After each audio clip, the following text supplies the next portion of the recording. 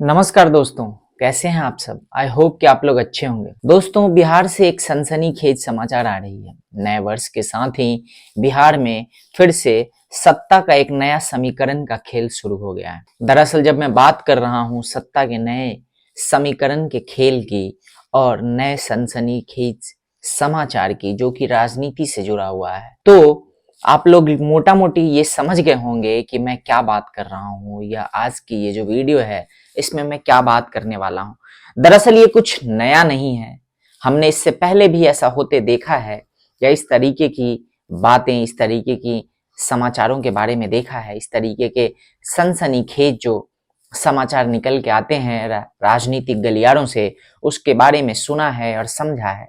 और हर बार की तरह इस बार भी जो मुख्य किरदार हैं इस समाचार के, या यूं कहें कि जिनसे ये जुड़ी हुई है, वो हैं बिहार के माननीय मुख्यमंत्री नीतीश कुमार जी और उनकी पार्टी जदयू। दोस्तों, दरअसल एक बार फिर से ये कयास लगने लगे हैं कि क्या 2025 में नए साल के अवसर पे नीतीश कुमार जी फिर से नई पलटी मारने वाले हैं। आज की इस वीडियो में आपको इसी के बारे में बताऊंगा, लेकिन वीडियो की शुरुआत करें उससे पहले, जैसा कि मैं हर बार आप लोगों से कहता हूं कि अगर आप मेरे चैनल पे नए हैं तो मेरे चैनल को सब्सक्राइब कर लीजिए। मेरे वीडियोस अगर आपको पसंद आ रहे हैं तो इसे लाइक कीजिए, शेयर कीजिए और ज्यादा से ज्यादा लोगों के साथ इसे शेयर कीजिए। कमेंट में आप अपनी राय भी बता सकते हैं। एक बार फिर से नीतीश कुमार जी को लेके एक सनसनीखेज खुलासा हो रहा है और वो खुलासा ये है कि क्या नीतीश कुमार फिर से पलटी मारने वाले हैं। दरअसल ये बातें तब उठनी शुरू हो गई जब लालू प्रसाद यादव से मीडिया में कुछ पूछा गया और उसके जवाब में उन्होंने एक अटपटा सा बयान दिया। वो अटपटा सा बयान ये कि उन्होंने कहा कि नीतीश कुमार फिर से हमारे तरफ आने को तैयार हैं। उसके बाद से ही ये कयास लगने लगे। दरअसल उन्होंने एग्जैक्टली ये नहीं कहा था कि नीतीश कुमार फिर से हमारे साथ आने को तैयार हैं, लेकिन उनके कहने का जो भाव था वो इसी की तरह था या इसी से मिलता जुलता था। उसके बाद से मीडिया में सरगर्मियां तेज हो गई। मीडिया के जो रिपोर्टर्स हैं वो अलग अलग जगहों पे नीतीश कुमार और उनकी पार्टी के प्रवक्ताओं से ये पूछने लगे। साथ ही साथ मीडिया के जो विश्लेषक हैं वो सभी इस बात के कयास लगाने लगे कि क्या एक बार फिर से नीतीश कुमार पलटी मारने वाले हैं। उसके पीछे के कई सारे लोग बता रहे हैं। कुछ लोग ये कह रहे हैं कि नीतीश कुमार को शायद ये पता चल गया है कि 2025 में अगर वो एनडीए के साथ बिहार का विधानसभा लड़ेंगे तो शायद वो ना जीत पाए, क्योंकि जिस तरीके से पलटी मारने की वजह से उनकी एक जो इमेज बन चुकी है राज्य की राजनीति में, उससे उनको नुकसान हो सकता है। और इसी संदर्भ में वो एक बार फिर से राजद के साथ जाने वाले हैं।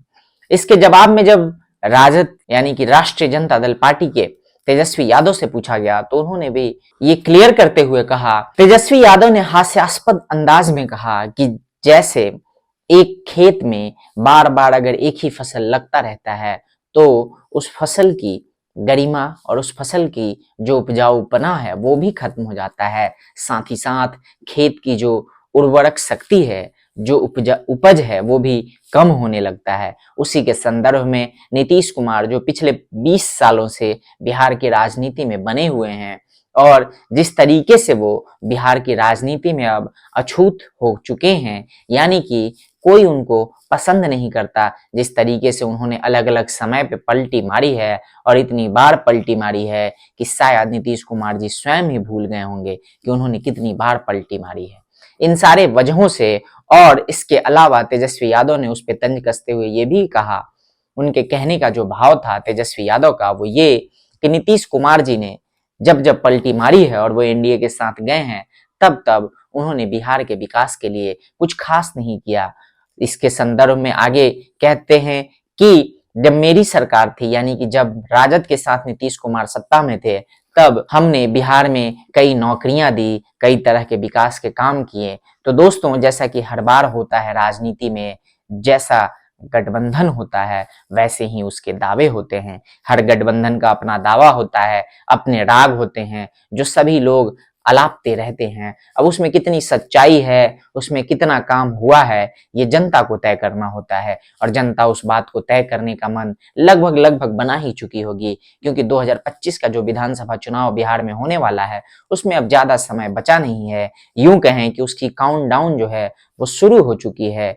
कुछ एक समय में आपको चुनावी कैंपेनिंग भी दिखाई दे जाएगी और शुरू हो जाएगी। उसके बाद आरोप प्रत्यारोप, वादे, बातें, विवाद हर तरह से आपको देखने को मिलेंगे, जो एक पार्टी, एक संगठन के लोग, एक गठबंधन के लोग दूसरे पार्टी, दूसरे गठबंधन के ऊपर लगाएंगे।